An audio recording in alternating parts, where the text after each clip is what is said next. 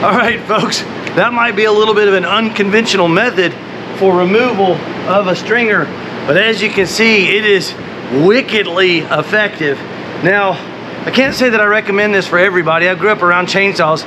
We live in hurricane country, so grew up with it every year, having to deal with downed trees. Now, if you wanted some instruction on how to do this more controlled, aside from using, that's a little steel, that's the 193C. That's kind of what they call a limbing saw. So that's going to be a smaller, more agile one.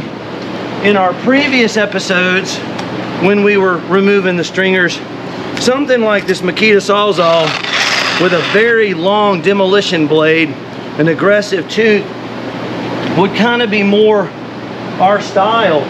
But the amount of time you can save doing this, now again, if you're not comfortable with this, it's not for everybody. I grew up around chainsaws. The Sawzall is probably going to be your better bet. And what we would do is we would kind of lay it down alongside the stringer, and it would just run through at an angle, and you could just make a nice cut. And then for precision cuts, a little oscillating multi-tool, that's a fine.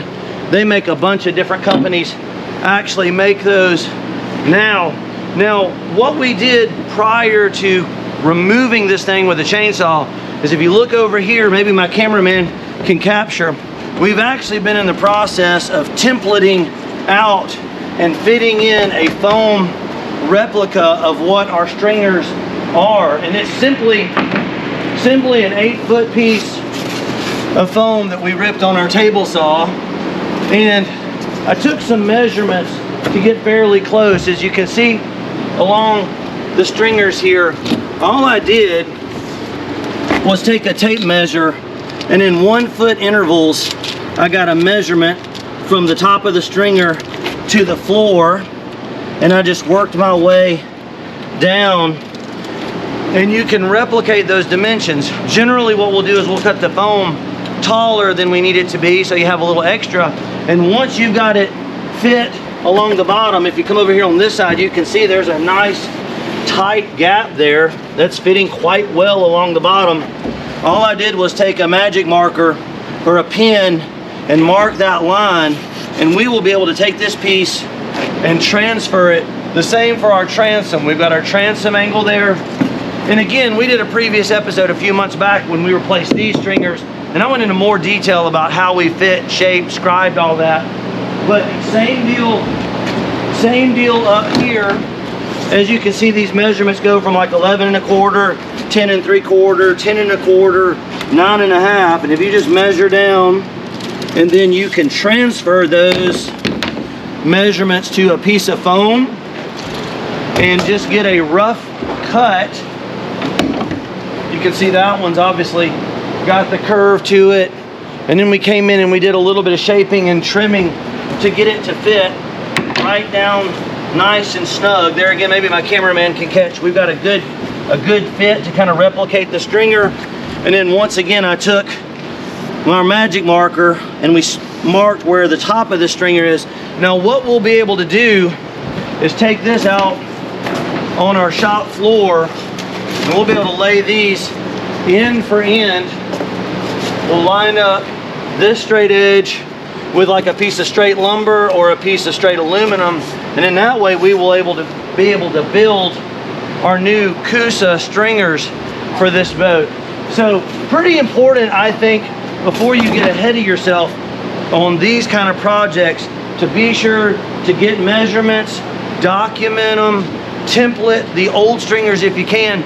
Now sometimes what people will do is they'll just take the old stringer that they cut out, and even though we got measurements on there, they may basically take this and overlay it over some Coosa, and then you can see we're leaving a bit of material here, and what they'll do is maybe add 3/4 of an inch to get you a rough fit or a rough gauge.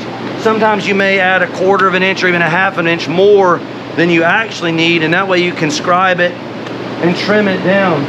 Now one thing you can do beyond, once we've got our stringer out, is you can even use the chainsaw to clean out down in this groove. You can see we got, now that wood is just completely mush and there's nothing left. But if you're very careful and kind of skilled, you can come up here where there's good wood and you can actually kind of etch or chew some of that out. Although you got to be very careful, folks. I talk to people routinely that have cut through the bottom of their boat. So again, unless you're very comfortable doing this, I'm probably going to show y'all an alternate method in a minute.